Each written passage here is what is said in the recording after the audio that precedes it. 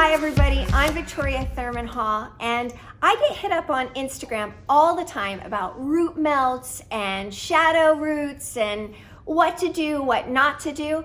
So today on Hairbusters, I'm gonna take you through what to do, what not to do, and some super great considerations, what you might wanna try differently. And I'll let you know if it's approved or hair busted.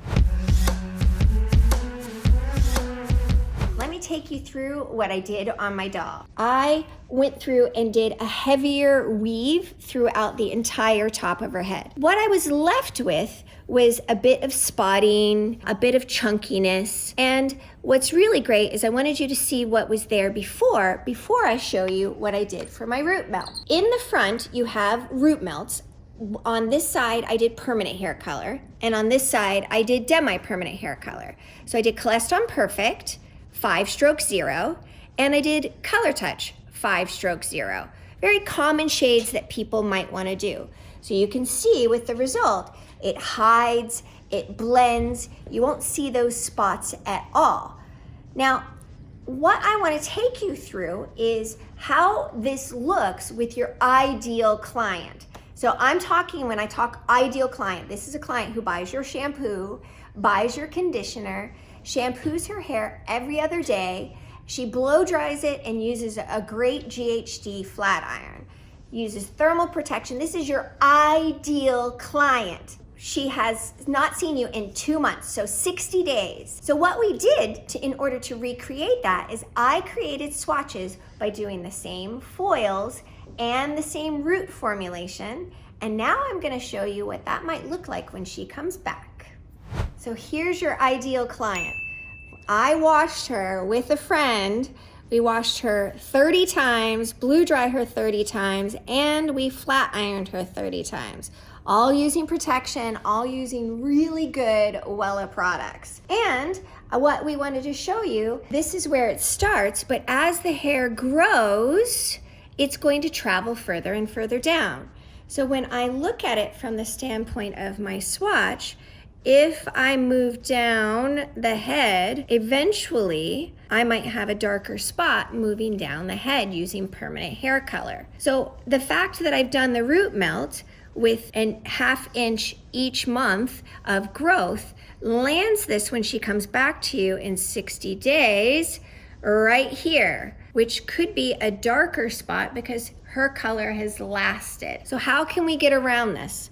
First, let me show you the Color Touch side. All right, so let's take a look at the Color Touch side, the demi-permanent color side. When I do that same swatch with that same client, you can see there's a little bit of a demarcation, but not as maybe significant as what might happen with your permanent hair color. So it's gonna fade more on tone. When it comes to root shadows and root melts, there may be a way for you to get the same look, but with modifying your bleaching technique instead of dropping down your depth. Let me show you that.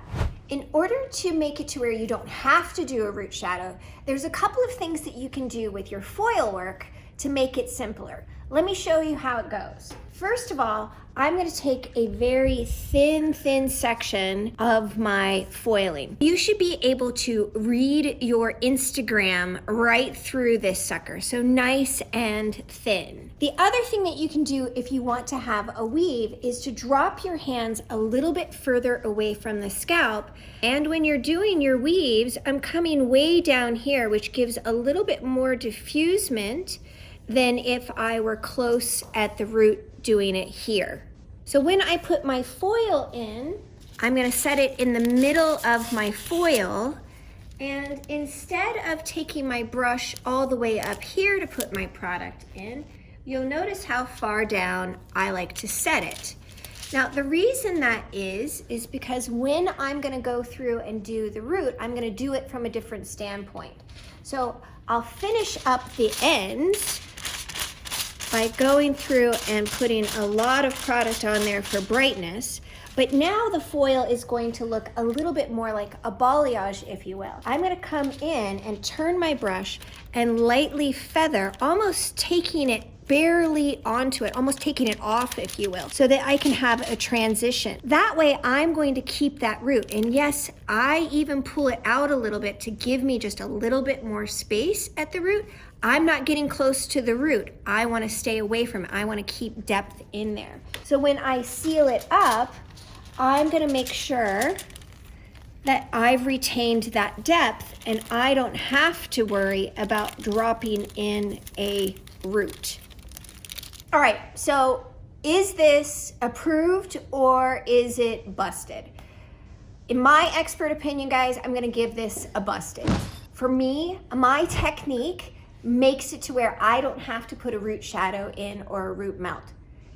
If I do, I'm gonna pick brands like semi-permanent hair colors or demi-permanent hair colors like Color Touch or Color Fresh, so that I have a softness, and then when it grows out for the guests, when they come back to me, I don't have to worry about it or correct it. So from me to you guys, use the tips, put your technique in putting the lightness in, not about putting it in afterwards. We'll talk to you soon.